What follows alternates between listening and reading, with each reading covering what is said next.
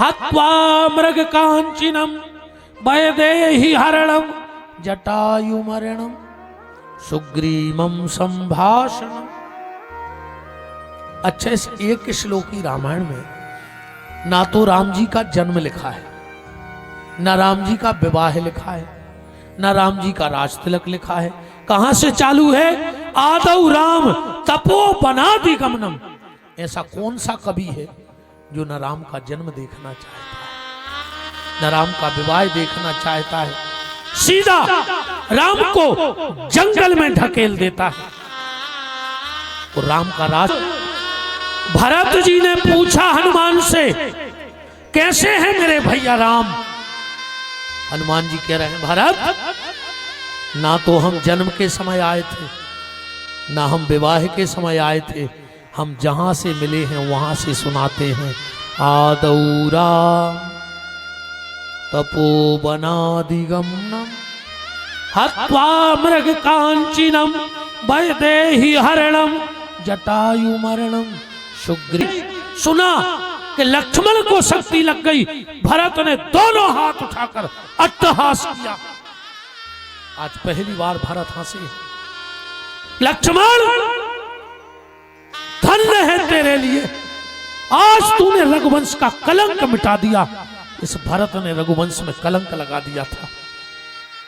मैंने ये कलंक लगा दिया था कि रघुवंश का भाई से संपत्ति बटाता है, पर आज तूने राम भैया को प्राण देके ये सिद्ध कर दिया कि भाई तो भाई के लिए प्राण देता है। ये तो कैकई के वंश का दोष मेरे भीतर था, इसलिए मैंने संपत्ति को विवाद कर लिया। लक्ष्मण, तेरा जन्म सफल हो गया मेरे भाई। और जो इतनी अट्टहास सुनी माता कौशल्या के कानों तक आवाज पहुंच गई। तुलसीदास जी ने इस भाव को नहीं लिखा है, पर सूर चरतावली उठा के पढ़ लेना।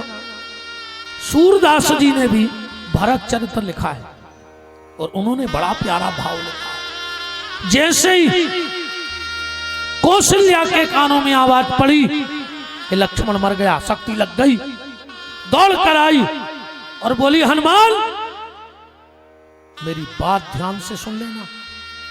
जा करके उस राम से कह देना, राम, तेरी मां कौशल्या ने तुझे दूध का वास्ता दिया है। अगर कल का सूर्योदय हो और लक्ष्मण मर जाए तो राम 14 साल तो ठीक, 14 जन्म तक कौशल्या को अपना मुंह मत दिखा देना। मुझे अब राम नहीं चाहिए। राम, मैंने लक्ष्मण और सीता को साथ में विदा किया था, अगर आरती उतारूंगी तो तीनों की, वरना मुझे अब राम नहीं चाहिए। और राम से कह देना, राम, कल का सूर्योदय हो और लक्ष्मण मर जाए तो तू अगर असल रघुवंशी है और कौशल्या का दूध पिया है तो वही समुद्र में डूब के मर जाना, क्योंकि तेरी शोभा जब है जब तेरे बगल में लक्ष्मण खड़ा है। सूरदास जी का भाव पढ़ो कि लक्ष्मण सहित कुशल वैदेही आन राजपुर आई, नातर सूर सुमित्रा सुत पे मैं बार राम को दई। पीछे से सुमित्रा दौड़ के आ गई। हनुमान, रुक जाओ, मेरे राम, लक्ष्मण और सीता ना जाने उनने कुछ खाया है कि नहीं खाया होगा। भोरहू के भूखे हुई हैं, चलत पांव दुखे हुई हैं, सूरज की किरण लागे लाल कुम्हलाने हुई। एरी सखी भाई ने बांझ, सुमित्रा, हम तो बांझ ही अच्छे हथे। एरी सखी भाई ने बांझ कौन हुई है बनमाई, कीनो ना विचार प्रथम छोड़ के साकेत तुम्हें भूमि पर न आना था। आना ही था तो आते कोई और देह मनुष्य का यह तन ना बनाना था। तुम कच्छप मीन 12 बन के आए, ये बार भी कछू और बन के आ जाते, इंसान बन के काहे आए राम? और मनुष्य तन बना के सुलझाने थे जो काज जग के, तो फिर इस दुष्ट रघुवंश में न आना था। ये वंश में नहीं आते बेटा, और अगर ये वंश में आवे को वचन हार चुके थे तो आखिरी गलती ने करते। कौन सी? रघुवंश में आते तो आते के कई गर्भ माए। बेटा राम के कई के गर्भ में आ जाते तो आज राजा बन गए होते। आना था तो आते के कई के गर्भ मां। मुझे अब